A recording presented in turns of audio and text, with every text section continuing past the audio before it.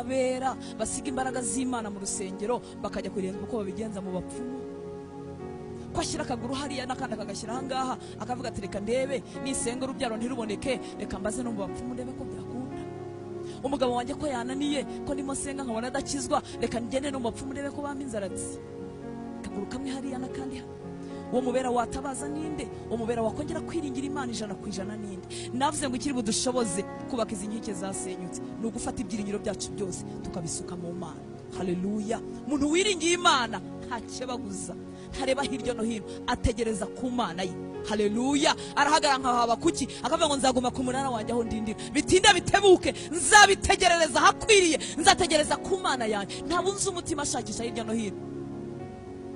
Ariko mubera watabaza ninde? Uwo mubera arakubitika muri uyu mujyi wa Kigali, ibyiringiro bigashira, agakora nk'ibyo abandi bakora, akideklara akabimpunza, akavuga kandi ko leta imuhiga kandi leta itanamuzi, hari umuturage nkanjye usanzwe. Uwo mubera wahagarara hakwiriye, agakomeza kwiringira Imana ninde? Haleluya. Mwibuke ku munsi w'ejo twaravuze ngo Yesu yacu yaravuze ngo sindi uw'isi kandi n'abantu ntabwo ari ab'isi, aba bankurikiye aba banyizeye nabo ntabwo ari ab'isi. Kuba wasonzera i Kigali si impamvu yo kubeshya, si impamvu yo kwirwanaho. Iyo umuntu yiringira Imana, ibyiringiro bye byose yabishyize mu Mana, akora icyo asabwa gukora, ibyo ashaka byatinda agakomeza agategereza. Haleluya. Agakomeza ibyo gukiranuka. Umugani wa Yobu amaze gukubitika no kugirirwa nabi yaravuze ngo ariko gukiranuka kwanjye ndagukomeje. Haleluya. Amen. Komeza gukiranuka. Nishaka inkike zikomeze zibe zikira amatongo, komeza ibyo gukiranuka. Haleluya.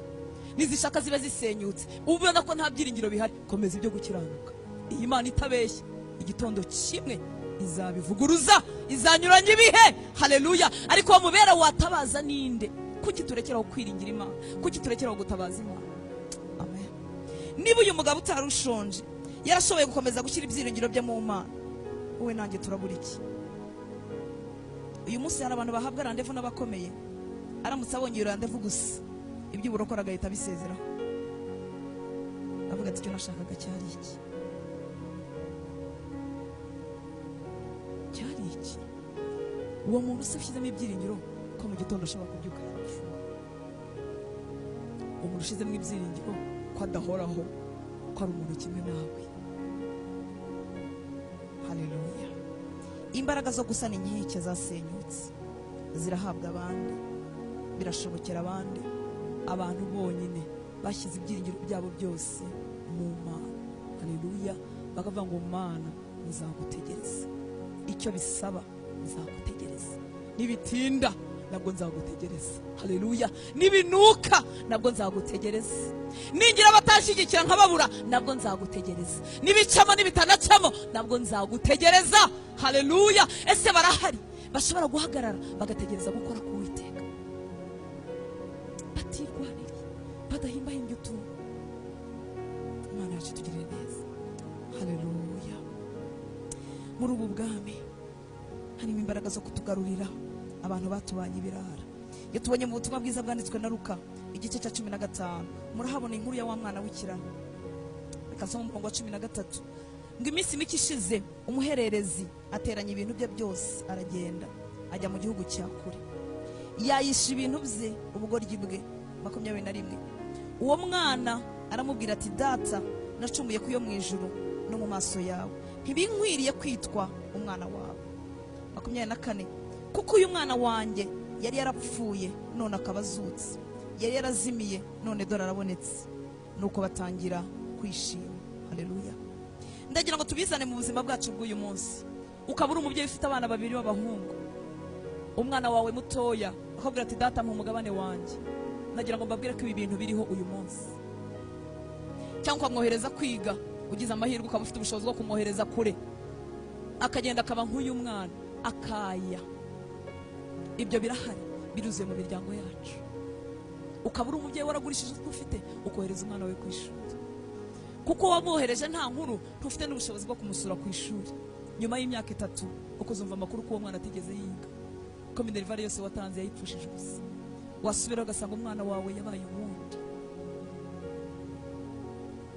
Ariko humura muri ubu bwami. Haleluya. Bafite imbaraga zo kugarura imitima yawe ngaho. Uyu mwana kugaruka kwa se no kugaruka ku Mana ntabwo yabiheshwa n'imbaraga z'amashuri. Haleluya. Ariko mu ijuru hari Imana ishobora gutanga imitima mishya. Umwana aragaruka aciye bugufi abwira se ngo data nagucumuyeho kandi ndacumuye kuyo mu ijuru, ntibinkwiriye no kwitwa umwana wawe. Ariko aragaruka kubera imbaraga z'Imana. Haleluya. Nshuti z'Imana, amatongo akuzengurutse yigutera ubwoba, gutinda gusohozwa ko ibyo ukeneye ku Mana yiguhangayika. Komeza utabaza. Haleluya. Komeza ushyire ibyiringiro byawe mu Mana. Amen. Haleluya. Isa aravuga ku murongo wa 24 ngo uyu mwana wanjye yari yarapfuye none arazutse, yari yarazimiye none dore arabonetse. Nuko batangira kwishima. Wari uzi ko abera nibatabaza amatongo ari bugarukemo impundu n'ibyishimo n'umunezero. Wari uzi ko abera nibatabaza inkike zasenyutse ziri bwongere zikubakika. Wari uzi ko abera nibiringira Imana. Oh haleluya. Nibava mu bibarangaje, abagore bakava mu bibarangaje, abagabo bakagaruka mu nshingano, bakongera bagahamagara Imana, ibyara amatongo, abana bari bazimiye, abana bari bapfuye, bari bwongere bakagaruka mu buzima. Haleluya. Isi yamaze kumukiraho iteka, wimugerekaho n'amagambo yo kumukiraho iteka. Wamaze kujya inama zishoboka zose, igisigaye no guhamagara iyo mu ijuru ishobora kudiringa no kuvugana n'umutima we. Wimuheba. Muri ubu bwami harimo imbaraga zo gusana inkike. Muri ubu bwami harimo imbaraga zo kugarura ubuzima mu matongo. N'umwihariko w'ubu bwami bwonyine, nta handi, nta mafaranga yabitanga.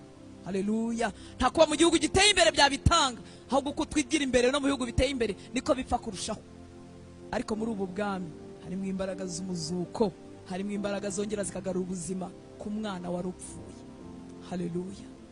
Wirekeraho gusenga, wirekeraho kwiringira Imana. Imana yacu itugirire neza. Haleluya. Icya kabiri kidushoboza Nehemiya yarakivuzeho. Nyuma yo gushyira ibyiringiro bye byose mu Mana,